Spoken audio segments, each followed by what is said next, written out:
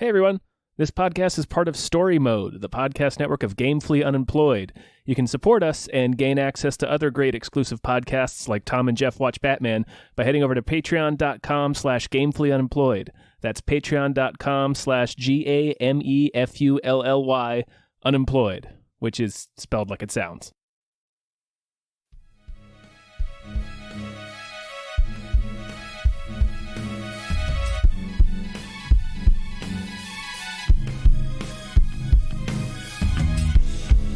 Hypecast mit Tom Reimann und David Bell.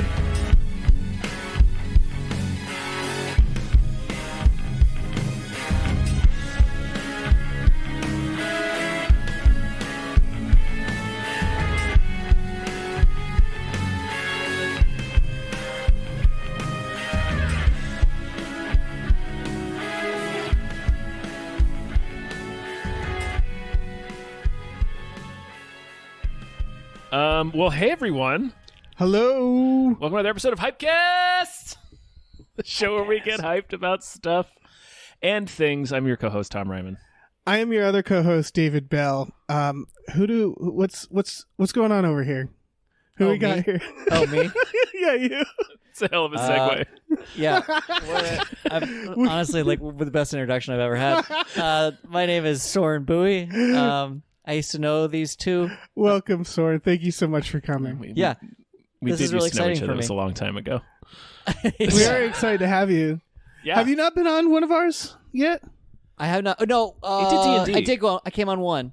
Two. I guess D&D, and then we also talked about Equilibrium at one point. That's Oh, yeah, right. Best Bad we did Best Movie. Bad Movie. That's right. Yeah. Okay, cool. So everyone knows who I am. No, Weird yeah. old hat from that Yeah. show. But here's the flavor. I'm bringing like a different flavor to this time. Mhm. Even since then, I've been more and more unplugged from pop culture. So, like, I don't go to the movies. First of all, Sure. I wait till things come out on Apple TV, and then I don't rent them until they come out for free later on some Right. other streaming device. And so I watch movies maybe 2 years too late. I don't even watch. I used to be up on trailers really well. When I worked at Crack, there wasn't a trailer that missed me, Mhm. and I knew them all. My finger was on the pulse, and it is really that has changed completely for me. So I'm gonna like come at this from somebody who has not experienced movies in general in a very long time. Won't get references.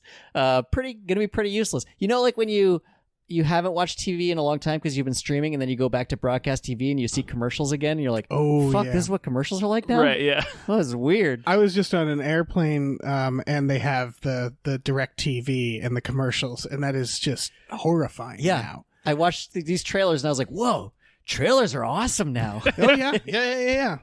I mean, I don't think you've missed much. It's perfect. You've achieved your final form as like a 48-year-old dad. Yeah, I got there early, as I do for all things. Do you watch any kids movies? Have you seen any kids movies lately? Yeah, in fact, I took my son to a movie called Missing Link. Oh, sure. I the I Leica heard that. movie. Yeah, I heard that it was darker. It is. It's a little dark, but it's also very good. Yeah. I really enjoyed it. And in fact, the darker moments it's a lot of dialogue heavy stuff, and that's where he really loses interest. So it was never an issue at all. Like he was just he'd play around in the theater for a little bit, trying to learn what was allowed and what wasn't. That's And I was like, no, we don't go more than 3 seats away. You can't run up and down the aisles. He's testing And the then- boundaries. Yes. And then he would sit down and actually watch whenever there was an action scene. And it was really fun. It was the first movie he's ever been to, and he loved it. nice. That's a good first movie. Yeah, solid first movie. Yeah. You've given All him right. you've given him some real cred when he's writing for a pop culture website in the future. Yeah. Oh, man, I want so much better for him than my life. Oh, don't none of this will exist when he's an adult. It's fine. Yeah, that's true. That's true. I mean, jobs we do. Right. Like when we were kids and everyone was like, what do you want to be? And we're like, I don't know. Like, is there some sort of job out there where I could do radio, but like I could do it from home? And they're like, no, that doesn't exist. Right. It is what is there like a they box kick you I out of could the just they get kick you out of the money orphanage from? for saying that shit. All right, should we get to trailers, you guys? Yeah. All right, let's get right into this because the first trailer is kind of exciting. Oh yeah. It's the Doctor Sleep trailer.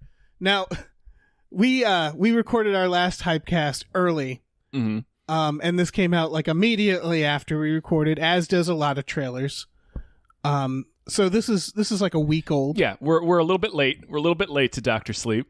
We had to sleep on Dr. Sleep for a little bit.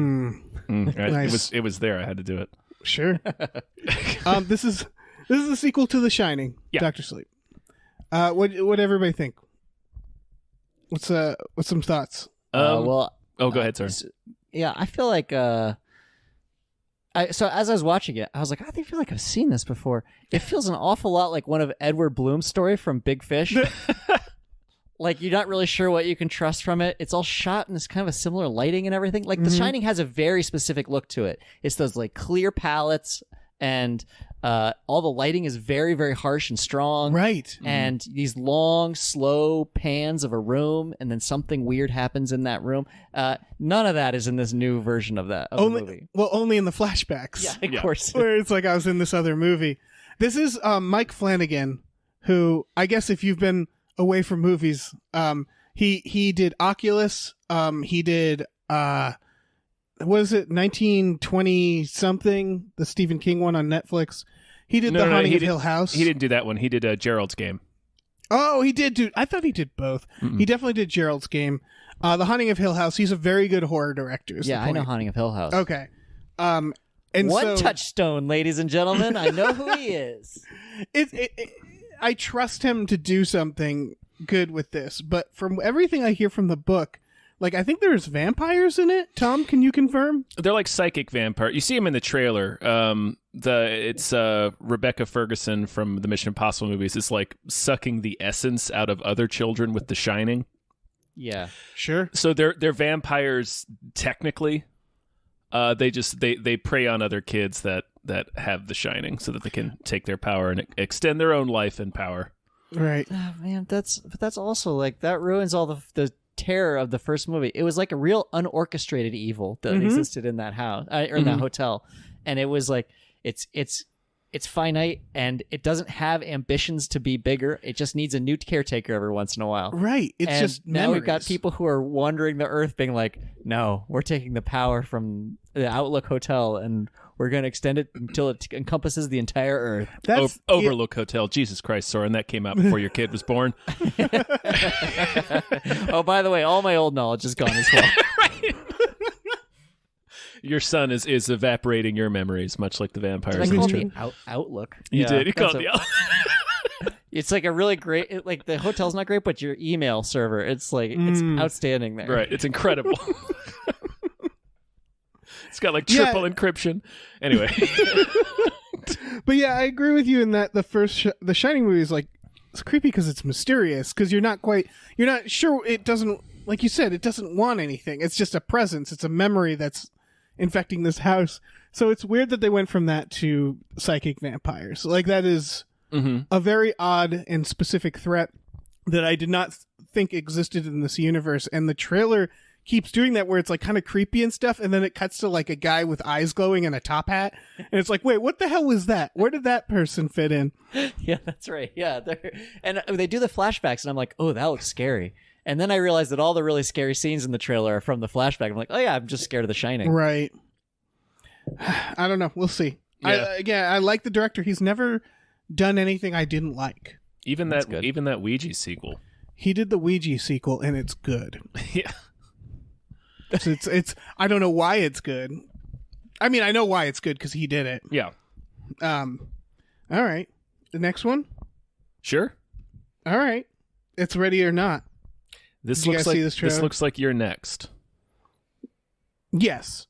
Wait, I don't know that movie. I don't know what your next is. Your next is, I don't want to spoil your next. It's a home invasion movie that to me looked like every other boring home invasion horror movie, and it just goes off the rails in a delightful way. It becomes kind of like Home Alone, actually. That basically, all right, I guess I will spoil it because it's been out for a while. It's a home invasion, and then you learn that the woman in it is basically like raised on like a cultist survivalist farm, so it just becomes Die Hard. Like it's that where like the people in creepy masks and stuff are way in over their heads all of a sudden. Oh, that's great. Yeah. And this definitely has that feel. I know what you're saying, Tom, where it's like she clearly becomes kind of a badass in the trailer.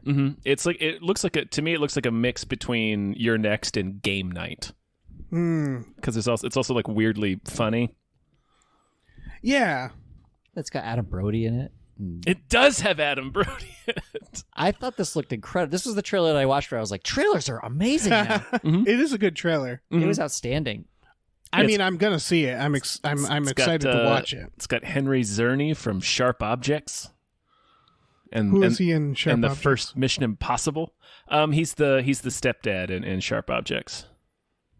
Oh, and then okay, he's that guy. Yeah, that guy. He's the guy. He's like an old guy. He's one of those guys. He's a real Richard Jenkins. Yeah, he is. I really love this. I love that they capitalize on like a slow burning joke even in the trailer of the crossbow. It comes back 3 times. It's nice that they do like 3 callbacks in the trailer. They keep escalating the crossbow joke. Yeah, I mean, this movie it's really gonna depend on the actual material in it. Like the premise, like you said, Tom, the premise isn't that original, but it's like a good premise for doing a lot of really fun stuff. And it just sort of has to deliver, right? Like, that's all I want from it. This is how out of touch I am. The first 2 times that I watched it, I thought that was Margot Robbie in the main character role. I think it's Samara Weaving. Or Samara Weaving. Yeah. Samara. Who's that? She was in the first season of Ash vs. Evil. She's Hugo Weaving's niece. Neat. That's all I need to know. What's that Netflix movie, The Sitter, I think? I gotta see that. And I think she's also in the new Bill and Ted. I gotta see The Sitter because it's directed by Mick G. It sure is. And like there was nothing about that movie I cared about, and then I looked up Mick G, as I occasionally do. Yeah, you got to keep tabs on Mick G. It's one of the. It's just nice to know where he is. Oh yeah, 100%. She was also in Monster Trucks as well. Ooh, oh shit! Yeah, I still haven't seen that. We never watched Monster Trucks. I want to. We were see so it. excited to see that $100 million piece of shit movie about monsters living in cars. Well, now it's come back to bite you. Yeah. Like a monster truck. All right, the next trailer is similar to this one. Yeah. I got to be honest with you. I've watched this trailer. I don't remember it at all. It's called Trespassers. Yeah, it's sort of like The Visitors, or like it's another home invasion movie. Oh, Fairuza Balk, right? Yeah. Yes. That's it. I was wondering. These types of movies where there's a home invasion, that like the real horror is it's a encroachment on basically an extension of your body. Your home is yours, right? And this is where you feel the most comfortable. And now there's an alien presence inside of it, and how horrifying that is that you can't get rid of this foreign agent that's like it's poison to your entire house. Right. And in this case, they set it up in the trailer. Oh, this is no one's house. Like we just bought it, maybe, and we're moving into it. We have no memories here. Nothing feels comfortable or home-like to us here. Oh no, now there's bad guys. Yeah. I guess the only way, like maybe this has some, like You're Next, it has some sort of crazy twist, because right now it just looks like the most boring movie. Like it has no aspect to it. I think the only home invasion besides You're Next that I liked was The Purge, because The Purge had that like classist thing, that added level where it was like they actually had something to say. Because otherwise, it's just these people won't leave. Yeah, it's just kind of like Friday the 13th, right? But and there's just better versions of that. Funniest Games was like a really great version of that, where it's you have some. As long as the antagonist seems innocuous at first, it's really great, and like you're not really sure where you stand on the playing field in terms of like, am I allowed to just politely ask these people to leave? And then it gets worse and worse and worse and escalates. In this case, you just start at 100 and they're already in the house. Yeah, that's always the more interesting version of this premise is when it's like, how much do we just showing how married we are to the social contract, like what you were saying. It's like, is it polite for me to ask, like, because you get into so much trouble just trying to be polite. Did either of you guys see Mother? Or Mother? With the exclamation point? No. No. I always thought of it as an angry mother. You guys should see that because it's kind of a home invasion, but it's a surreal film, but it's kind of built in a way that you feel like you're watching a nightmare because it's kind of on the idea these people are coming and they won't leave. But part of it is her husband is like, yeah, come in, and it's like so inviting, and she's pregnant and vulnerable, and the house just keeps filling with people, and to a point that it's like over the top, and like in that sense it's a literal nightmare that everybody can relate to, which is just like, get the fuck out of my house. It's great. Perfect. I recommend it. There is a couple gruesome things in it, but I think it's Aronofsky, right? So yeah, it's Aronofsky. So yeah, just from that you kind of know if you like it or not. It's a movie I can watch once and then never again. Mm-hmm. The only other thing I noticed about this trailer was that if anyone saw that movie Revenge, which came out either at the beginning of this year or sometime last year, which is pretty much a retelling of I Spit on Your Grave, I think this is the exact same house from that movie. It looks very similar. Yeah. So that's very cool. When you can spot a location that's exactly the same. Well, it's because if you've seen Revenge, like the house is so unique that it's like, and they sort of play with that in the film. It's a pretty good movie. It's worth a watch. That was our previous co-worker, Jason Pargin, had been watching a movie once that was he every holiday season he watches any movie that has dogs in it and is holiday related. And he was watching one and noticed that one of the rooms that in this family's house from this very Hallmarkish movie was from a softcore porn. How did he notice that? I don't know. He recognized the room and then went back and looked up the softcore porn and found that it was exactly the same and that they just shot in the same house. Yeah. That's amazing. I figure when that kind of stuff happens, it's all like, oh, this is some producer's house. Or, just one of those houses that they just rent out for... Nobody really lives in it. They just rent it out for productions. I get a friend who has a nice house in LA, and it's been in a few things now. Because I think just someone... Yeah. It's on some list, and they're like, these people are willing to let you take their house for a couple days. I don't know. Yeah! I just noticed something. What's that? This is all horror movies we got on here, isn't it? Yeah, so that's a question I had. Is this just the time of year when horror movies come out? I don't know. I guess. Yeah, weirdly, not a lot of them come out around October. Yeah. It's very strange. They usually come out in September, right? I think the idea is people go... This is my assumption is people don't go to the theaters on Halloween. They want to rent something. Okay. That's my guess. So, because horror movies like It Chapter 2 is coming out in September. Mm-hmm. Everything comes out a month before Halloween. I see. I also... I wonder if it's for costumes. Oh, shit. Yeah. Yeah, the maybe, marketability of this, secondhand marketability. All I know is it's a weird pattern that's been happening. All right. Well, speaking of horror, we have our next trailer, which is for the second season of The Terror. Yeah. Infamy. Mm-hmm. Did you watch Terror? Did you watch? You know what? I don't even remember now. Oh, okay. What happens in the Terror trailer? It's about Japanese internment camps in America in World War II. Oh, yes, I did watch this. I was very confused because you take this horrific point in history and the people who are suffering in this really horrifying way, and then you're like, oh, by the way, there's an added and horror then add for a monster. you as well. Yeah. Yeah, don't need the monster. Yeah. That's like if Chernobyl came out and they were like, and there's a ghost. Yeah. Also, everyone who's going to be dead in 5 years, they're also being haunted. Yeah. Isn't that scary? No. I mean, kind of, but like it's sort of in the background at this point. I'm currently watching season 1 of this, and they based it off the HMS Terror, which is a real lost ship that happened in the Arctic. And so I think the idea is they're taking real historical moments, adding ghosts. This is a weird choice. It's got George Takei in it. Right, and he's so outspoken about this period in history because he experienced it, and he does a lot of like speaking tours and stuff about it that I'm curious enough to watch it. Like on its face, it seems like very insensitive and a bad idea. But like it like makes me wonder if there even really is a ghost in the camp. Oh, it's like a way to manifest how you feel, this terror that you feel about the circumstances in a tangible way. Yeah, something like that. I would watch that. Yeah.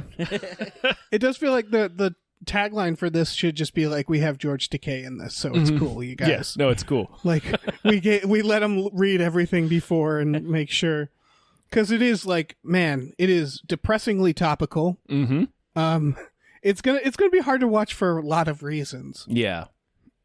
So I don't know. I'm watching the first season of The Terror is great. So yeah, no, I liked it a lot.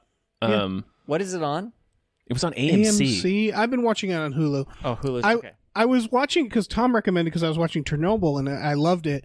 And we were like, I was like, I need more Jared Harris action. And he was like, check out The Terror. So I got all the Jared Harris I need right now. Yes, so much Jared Harris. Yeah. It's great. Gonna watch Sherlock Holmes 2 soon. Yeah, a game of shadows. Get even more Jared Harris up in you. Oh, yeah. Filling my life with that Harris. All right. I was my last hiatus that I had from the show. I was very excited to just spend free time out in the world while my family was at work or at daycare. And I was just happening down the streets of Culver City, and I was like, oh, there's a theater. I should go see a movie. I haven't seen a movie in forever. And so the next thing that was playing, I just went and saw with no context at all. I went and saw Overlord. Oh. And so that's why I'm bringing it up now, because I walked into that, and the first half an hour of that movie is a World War II movie. Yeah. And I was like, all right. It takes a turn. It really does. So you're the one guy who, like, because I watched that movie, like, I assume people watching it and at least saw the trailers. So you were the guy I was who the was only like, one. Wow. And I started looking around the theater like, can you believe this shit? That's amazing. And yeah, it was a real surprise to me. I was like, they got me. Yeah. This is a horror movie? Get out of town. Yep. As soon as Euron Greyjoy shows up and turns into a monster. Yeah. Jesus. That's unsettling. So anyway, yeah, these movies just take historical, like these big historical moments and then turn them in. They're like, well, what about an extra layer on top of it? Right. You're like, oh, I mean, okay, sure. That's the concept of Nazi zombies has always been a little strange to me, because it's like, you remember Nazis? What if they were worse? And it's like, well, right. Yeah, it's like, are you afraid of tarantulas? Well, what if one had a knife? Yeah, I guess that's worse. I mean, if he had 8 knives, one for each little hand, that'd be kind of adorable. then he'd be very formidable. He couldn't lift them. Like, he'd be having trouble with it. It'd be cute. Mm-hmm. Yeah, have we done like a show about internment camps without spooky ghosts? We must have. I mean, there's Showa. Right, because I guess that's... Yeah, because it's weird. It's weird that this is a thing if we haven't actually just like done a straightforward movie or show about it. Mm-hmm. That's like the first horror movie, the fucking Chernobyl Diaries came out before Chernobyl. Mm-hmm. The first like movie I remember about Chernobyl was a found footage about spooky ghosts in Chernobyl. Because right, it's very unnecessary. Yeah, the real world event was horrific enough. Yeah. All right, I want to talk about this next trailer real bad. What's the next one? It's called Above the Shadows. Oh, shit, yes. Tom, I want you to know, you posted this in the doc. I did.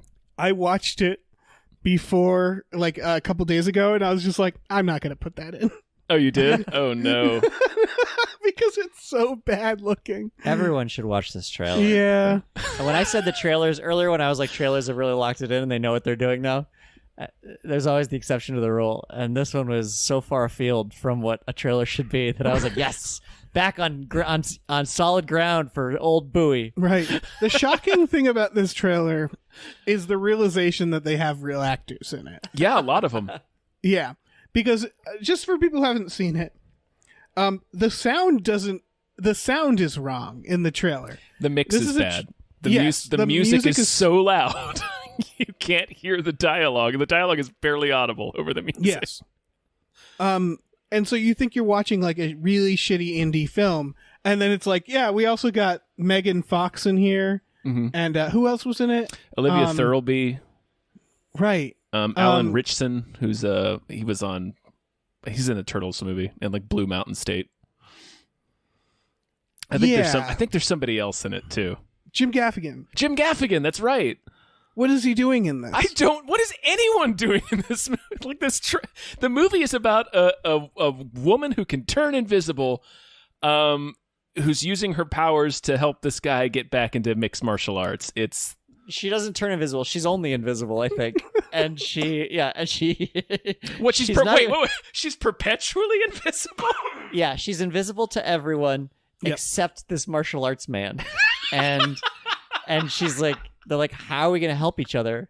He's like, you got to help me get my fighting career back on path. That it's like I kind of the love 148th thing on the list of things I would ask an invisible woman to help me do. I know, but I kind of love this because if it's from her perspective where she's like, no one sees me, and one guy sees her and she's like, thanks God. He's like, I need you to get my MMA career going. Just like, really? Okay, I guess. Like, she's like, oh no. Like she didn't notice his tap out t-shirt at first. Yeah. She's just so dazzled by the fact he can see her.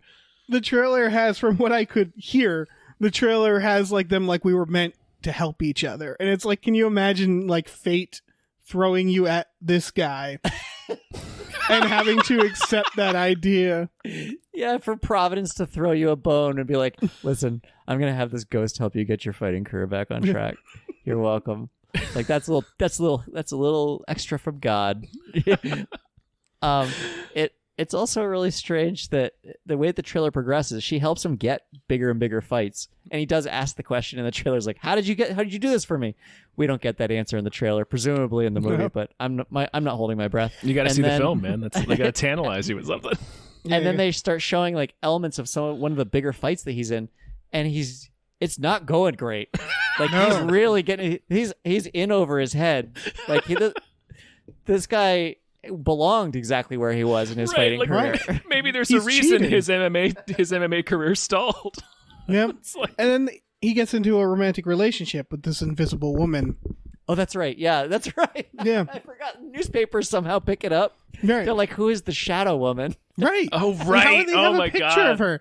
Is it that she can be seen? Like, is it the idea that if you shine a flashlight at her, you can like see the shadow? I don't know. Because it's called Above the Shadows. There's a lot of shadow theme going on. Oh, I have to watch this movie in 2 years. Yeah. We sort of need to. We owe it to ourselves. Right. I need to see what this film is. Yeah. This could be the best film ever made. It could be. Know. It could be. There is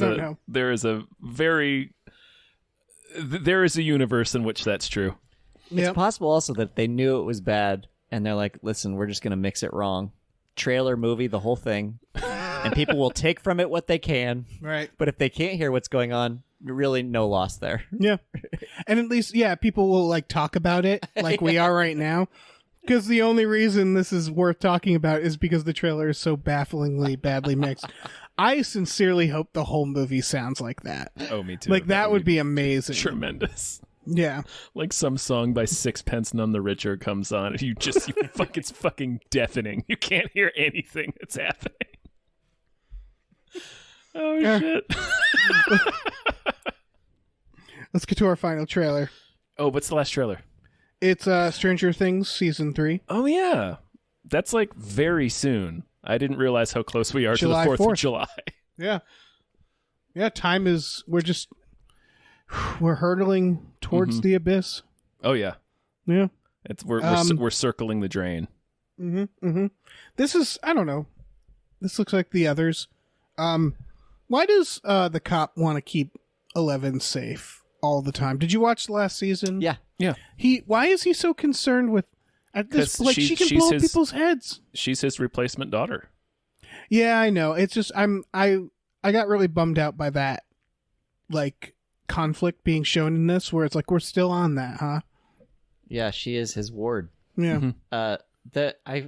Watching this trailer the first time, I was like, cool. Yeah, they had to do something bigger and bigger, and now it looks like maybe there's a T-Rex in this one. Right, some sort of booger Tyrannosaurus is gonna be stomping all over him. And then I watched it again and again, and I was like, oh, what a weird sequence of dialogue they have in this movie. The lines that they happen to like stop on in between all the action are, we have to stop him. We're going to end you. We need to end this. I need you safe. I need you to trust me. And like, those are the lines of dialogue that come up throughout it. And it's all of it's just these just like worn platitudes of like, yeah, well, okay. I guess maybe that's what the Duffer Brothers do well is they take all these elements of movies that you've known for so long and it makes it feel very much like home to you. But it's so funny to have everybody in the movie saying, we need to end this. I'm going to end you. That needs to end. It kind of does. That's the thing. Hearing all that in the trailer, I kept thinking, like, how are they going to keep going with this series? Like, it kind of does need to end. Because every season is just, oh, the Upside Down is back. We thought it wasn't here, but it's back. Yeah. And it's affecting one person. And this time it's a new person, and that's fine. But, like, I love this. I watched the shit out of this show. But I'm not sure what else the show has to offer. I don't think it can get much bigger. Like, right. Not in terms of there's nowhere for them to go. It's just that's not what I liked about it. Like, I almost feel like what I got from this trailer is that it's too big. Mm-hmm. Like, I liked that it was kind of a smaller. Yeah, a contained evil. Mm-hmm. The first one was great. It was this weird thing that was sort of haunting the woods of this town, and occasionally it would suck somebody into the Upside Down. Yeah, it does. Once it gets like a worldwide phenomenon, then it loses some of its luster because I don't know, how do you fight something like that? Yeah. What if Oh, go ahead. What if it goes on for another 10 seasons? Because it's, what is it, 1984? 1985 now? I can't remember. It must be. Like, are we gonna get like them going to see Jurassic Park in Congo and stuff? Them in their 20s. Yeah. They're dressing up as Christian Slater from Broken Arrow for Halloween. As we all did, yeah. It's an easy costume, man. You just get a flight suit.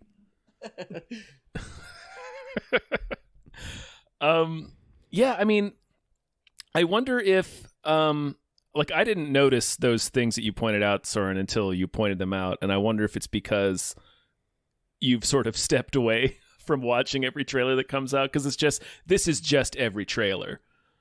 Like, it's like this is every Avengers trailer, you know, like every big action adventure movie, because it's always the same stakes. It's like, we got to stop this person, we've got to keep you safe, you've got to trust me. They do say it all the time, and I think Dave and I might just be numb to it at this point. We're numb to a lot of things at this point. Sure are. Well, yeah, that would make sense. It does seem really silly. Like, if you didn't know, if you were going to make a trailer before you knew what the movie is about, these are the exact lines I would use. Right. Yeah. It doesn't tell us anything, which it's both good and bad. I really get annoyed by trailers that tell you the entire film. Mm-hmm. So I don't mind it that much because I already know I'm going to watch this. Yeah. I'm getting a little bummed by how much bigger the scope keeps getting, because I like that it was sort of, you know, it was an alternate dimension. And that's kind of huge, but it was still pretty localized in terms of it was in this one town. We had a relatively small core group of characters. It was finite, and there was room to breathe. I mean, there was room for the comedy and stuff in it because the kids weren't dealing with this thing the entire time.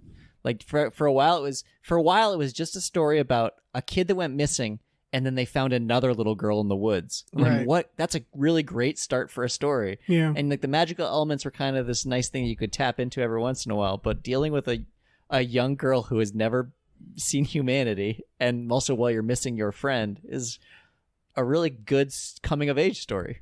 You know what this reminds me of is The Matrix. Yes. Where the first Matrix is on the fringes of this thing that you're not quite sure what it is, but you get enough to be really cool, and then the second and third are like, all right, let's go in there. Let's go to Zion and have a rave, and you're just like, oh, I did not want this. There's nothing I didn't need all of this. There's a really great, I think it's Emerson quote that he says, when I first met you, I thought you were an ocean, vast and endless, and then I walked your shores and found you only to be a lake, and now I am done with you.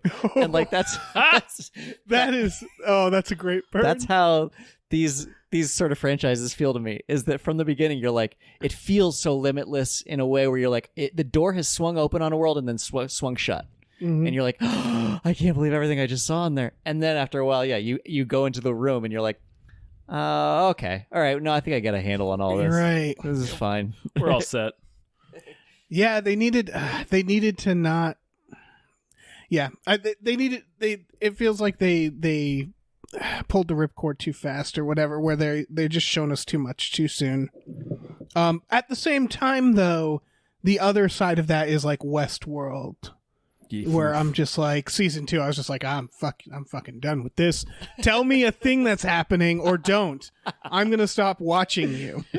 Like, I think that's the problem, is that the natural progression, if you're not an asshole, then you have to just tell the audience what's going on.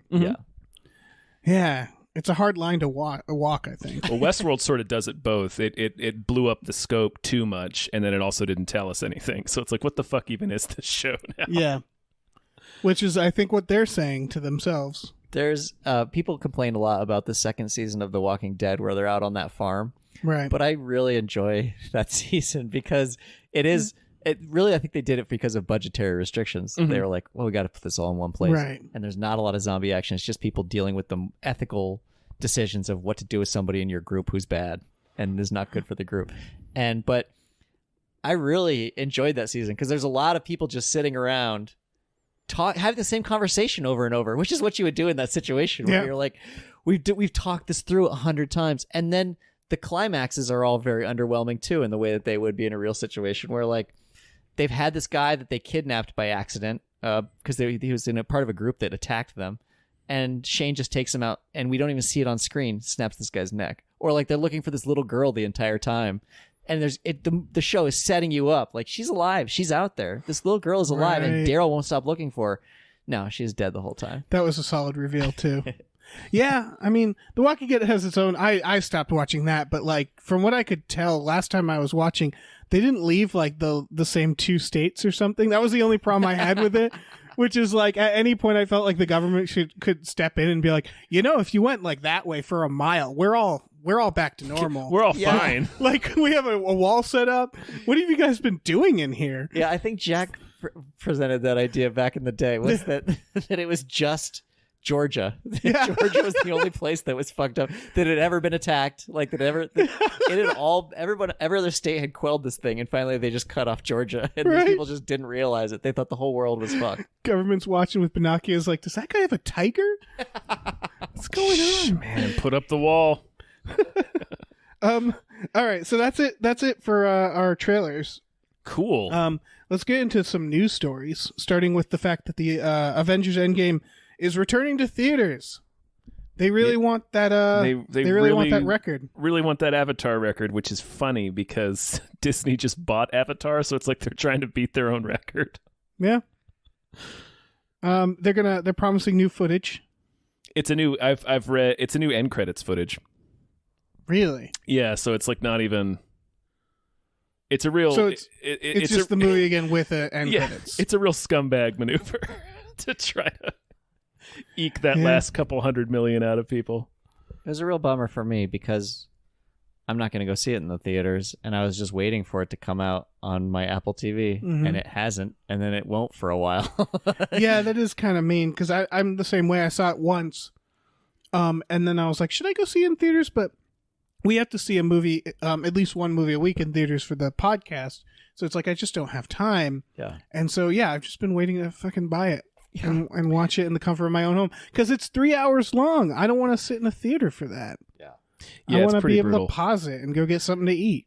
It's funny to me that like it's only come out like 2 months ago, and we're like, oh, we gotta wait. We gotta wait even longer for it to come out. And I'm like, I'm remembering as a kid the agonizing wait for Jurassic Park to come out on video. That fucking film was in theaters for 18 months.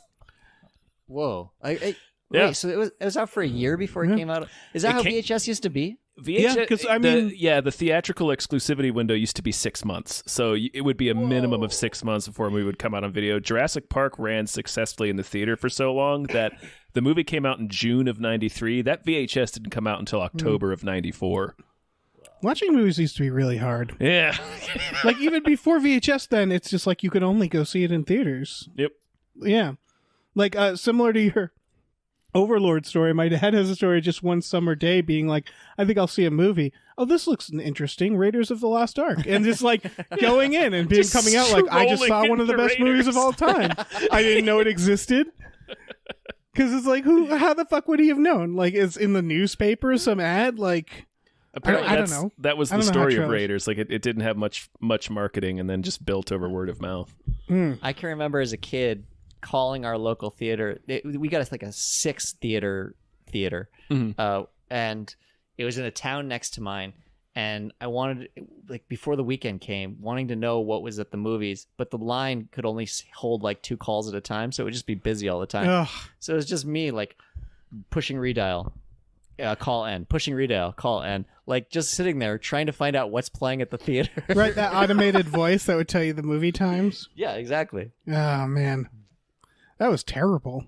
Yeah, everything was terrible before the internet. But then again, also I would go to the movies and it would be $4. That's true. Right? Yeah. We used to hit up those $3.50 matinees, $3.25 even some days. Man, shit. So yeah, that's the Avengers.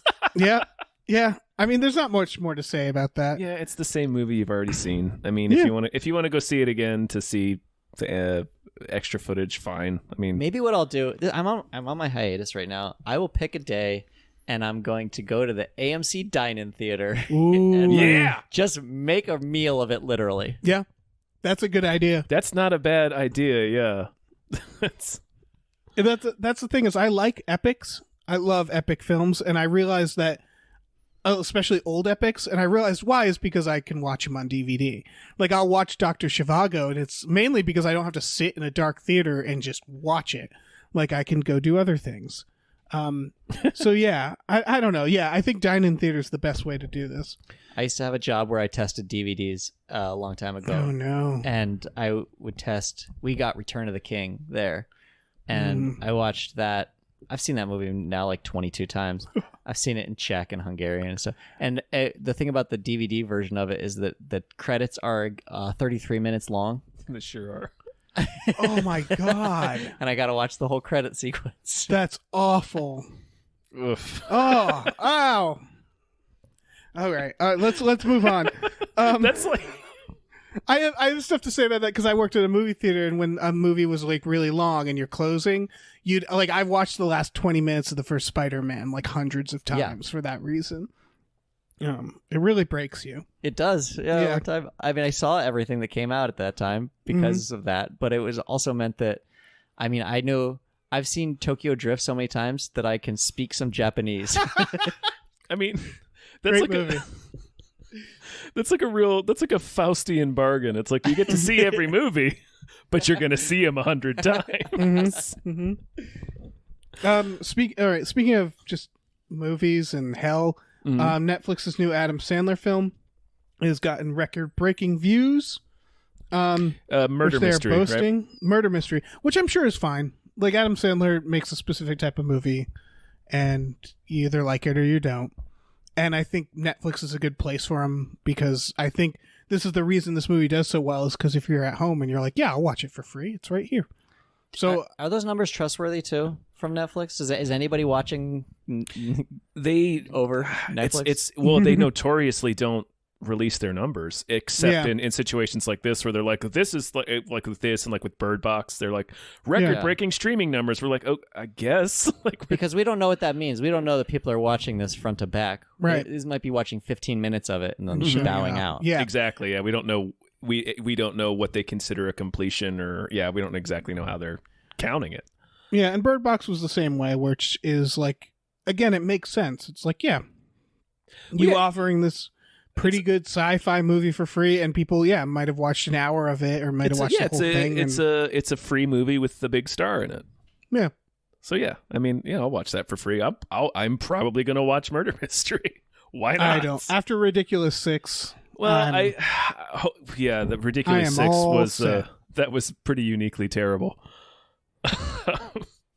Did you watch Ridiculous 6? No, what is that? You don't need to watch Ridiculous. Oh wait, is it a Western? It was Adam Sandler's Western comedy. I know what it is. I did not watch it. Yeah, you don't. It was the first movie there was a big story about him getting a 3 or 4 movie deal with Netflix. That was the first one he put out, and it is one of the worst films I have ever seen. Mm-hmm. I like hearing that I was right in not doing something. All right. Speaking of bad things, bad films, there's a new Paranormal Activity coming for some reason. Sure. That I know I'll watch. And I'll be angry that I did. Probably. You're right. I think I have seen all of them. Yeah.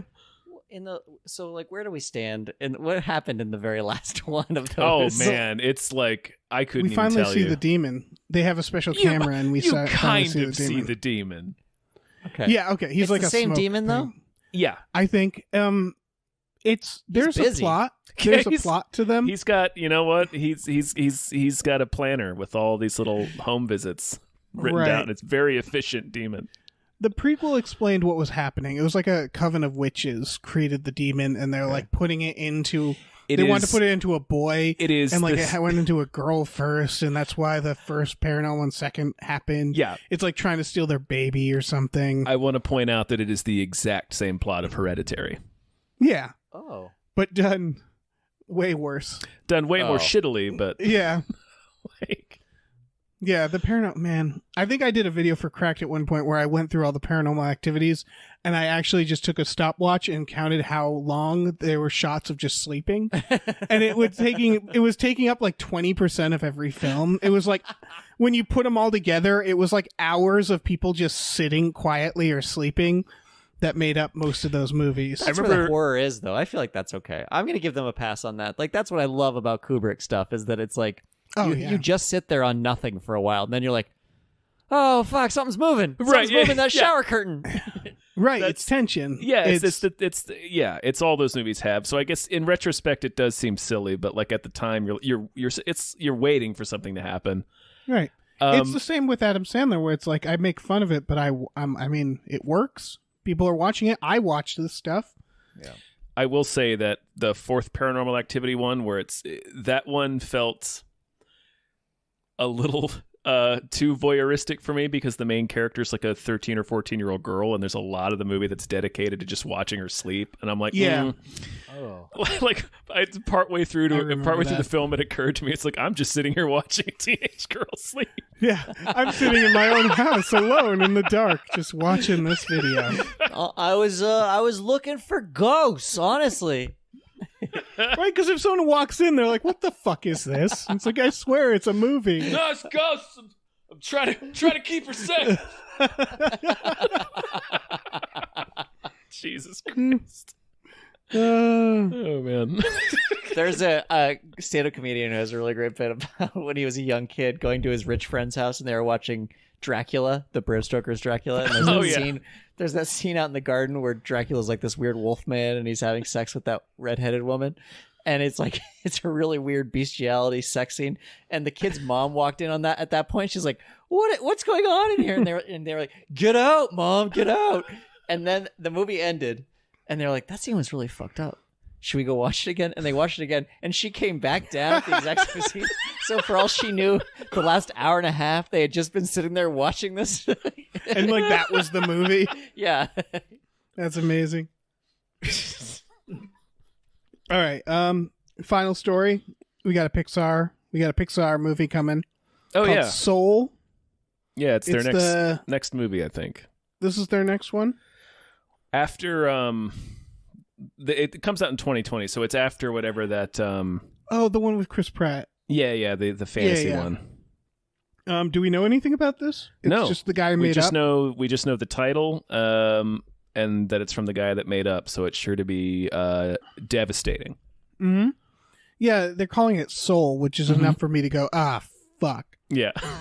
Like, that's gonna be really heavy. Right, yeah, it's like from the director of Up, Soul. We're in real trouble. Yeah. I mean, they already did Inside Out, which was fucking... That was another one where it was like, Pixar's making a movie that takes place inside someone's head, seeing their emotions, and it was like, oh no. All right, I have to mentally prepare before I go see this. Yeah. Yeah, I mean, I feel like there should be crisis counselors in the theater. Yeah, I'm curious to see what this is. Yeah, I mean, it's Pixar. I'm sure it's going to be fine. Right. Tom, I am more excited about another movie that I want to tell you about. Oh, Dave, do you have a movie that deserves more hype? I know this is a loaded question. I already know you do. Yeah. I do have a movie that deserves more hype. And what a movie. And I'm very excited about this movie. This is called Verotica, which is a combination of the word violence and erotica, apparently. It's sort of a combination of the word violence and erotica. Okay. Well, there's a K in it, inexplicably. Yeah. That is an issue. It's got a 20% on Rotten Tomatoes. You guys this is a slow burn. You're about to learn This what is a we're slow so burn. excited about. It is the directorial debut of Danzig. It's like pretend somebody is listening to this and they don't know who Danzig is. Like tell them.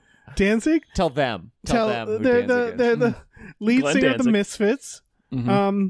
Then he did his own solo thing, and he is just a kind of a hilarious guy. He's like a punk rock Rob Zombie, or at least I think that's what he's aiming for in terms of directing. He's like the prototypical edgelord. Yes. Well, that's the thing, is he's now kind of an old guy. I've heard so many stories about like him like walking out of like a tour because he demanded soup, and like there's great like there's that the picture of him walking down the street all gothed out but holding like cat food. Yep. It's that where it's like he's just a guy, you know, but that's his image that he has to stick with now. Yeah, so he decided to direct a horror movie. It's a horror anthology. Mm-hmm. And from the reviews, it's just hilarious. Of course it is. Do you know what the premise of it? It's a series of horror shorts. Yes. One of them was described as a woman with eyes where her nipples should be. Oh my god, that's awesome. Yeah, I think it's like a Spider Woman. My eyes are feeds down on here. people. Is that what it's called? It should be. Holy shit. Yeah, she has eyes for nipples, and when she goes to sleep, her spider alter ego comes to life and murders people. Yeah, there's also one about a woman bathing in the blood of the young, I think. Apparently, okay, so when this premiered, his introduction said he wasn't interested in making PC shit, and that he was going to make some fucked up shit for everybody. The reviews, I'll just quote the review. So extreme and pervasive in its misogyny that it becomes a running gag amongst the audience only. And like, that's the thing, is apparently it's not very shocking. Like, it's not at all like scary or shocking, and it's just like pretty misogynist, and apparently the editing is just over the top bad. It was compared to what is it? Garth Marenghi's Dark Place. Have you watched that? Yeah, it's compared to that with the editing, where it's like, I mean, everything about this, they're saying it's the next room. They specifically talk about how in Garth Marenghi, how they use the joke where they use slow motion to fill the time is apparently a thing in this, or something similar to that. There's a lot of stretched out moments where it feels like filler. The editing is nonsense. Oh my god. The other vignette I just read in your notes is about a woman who murders people and then cuts off their faces and uses their faces to cover up her burn scars. Mm-hmm. It's based off a comic, I think. Sure. Yeah. Some of these quotes. At the premiere, Danzig, who seems completely sincere about the movie he's made, rallied against Hollywood filmmaking, which he sees as inauthentic. I'll give him this. Veronica is an exceptionally authentic film insofar as it presents an unfiltered glimpse into the psyche of Glenn Danzig. That's what makes Danzig so great. Yeah. Is that he's completely sincere with all of Exactly. If you were to parody bad editing, it still wouldn't be this bad. Sequences drag and drag, then cut to an alternate angle, completely unmotivated, then cut back to the original angle for more dragging, fading out in seemingly arbitrary places. Every plot point is completely illogical. Every character dumb as a brick. Every set like something out of a second-year film school project. There are so many weird, terrible choices in this movie that to list them would be to describe the film almost frame by frame. So yeah, this is an exciting movie. I'll give Danzig one thing is I was looking at other reviews, audience reviews, which I don't completely trust because it's like I don't know who this person is, and it's on like IMDb. One person said that when he came on stage after hearing the audience laughing, he was happy to hear them laughing. Okay. Like that maybe he sincerely set out to make a movie and it was like okay with the idea of it being a campy. Yeah. Like because steering into the skid of what it ends up being. Exactly. Because, the Misfits is all about that shit, about old campy horror movies. So I'd like to think that Danzig is in on the joke, but apparently both versions of this are beautiful to me. Yes. No matter what, it's going to be a very exciting movie to watch. Oh yeah, I cannot wait to watch Danzig's movie. Yeah. I had 2 movies set up for the movies that deserve more hype, and then this popped up on like my Twitter feed, and I was like, fucking cancel everything. Yeah, you have an RSS feed set up specifically for when Danzig is mentioned. Hello, tell your children not to laugh at my film. So yeah, there's no trailer for this. I don't think there's a poster. I don't know when it's going to show up. I just know it's out there somewhere. It exists. It may just exist in Danzig's house. It's like the It Follows monster. Like I know it's going to come for me. You're going to be parking your car one day and see it down the street. You're like, oh shit, that's the movie. I hope it's that, not Danzig. That would be a scary thing to see. I hope to never see Danzig on the street. That should be It Follows too. It's just Danzig. Just Danzig. It's just Danzig the whole time. Danzig in different outfits, but it's still Danzig. Mm-hmm. I know you had sex.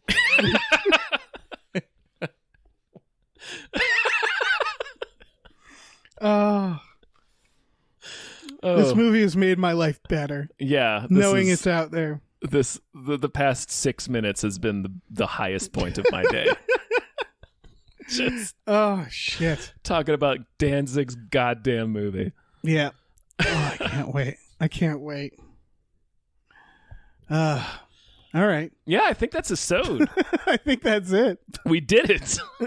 We made it. This is fun. Thanks, guys. Yeah. Yes. Thanks for being on here. Yeah. Thanks so much for doing it. Where can we find you? What do you got to what do you got to sell to people? What do you got? I've got my first episode of American Dad airing on July 29th.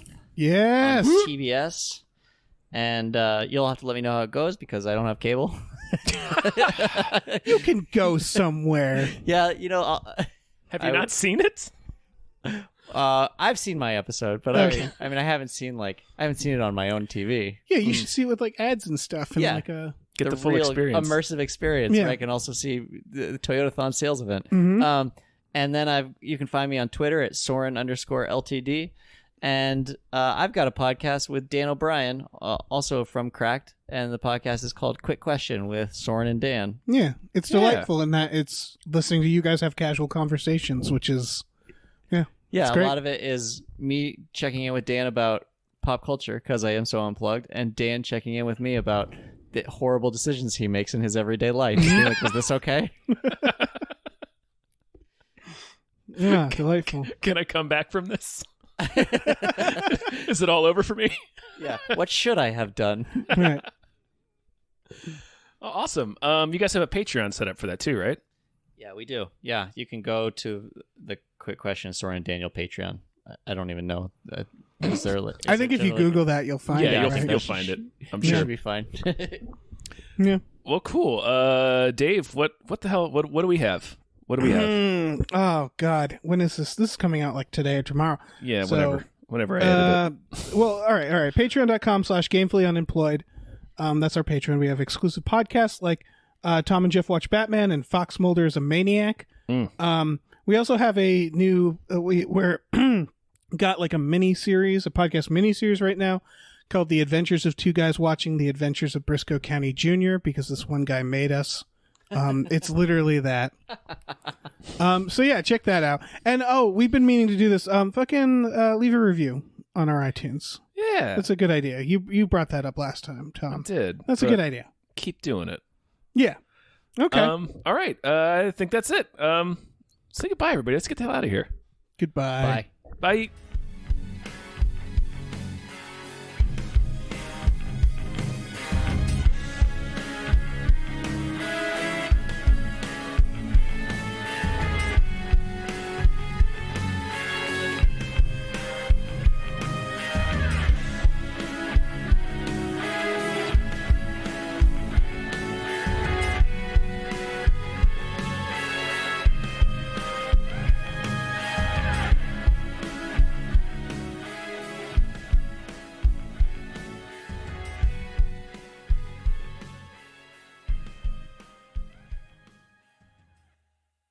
Our music is produced by Chris Corlew. You can follow him on Twitter at @thecorlew, Corlew, and find more music at shipwreckedsailor.bandcamp.com. Our artwork is produced by Justin Brown. You can follow him on Twitter at @JustinTBrown, and find more of his artwork at artnessbyjustinbrown.com and justinbrown.info.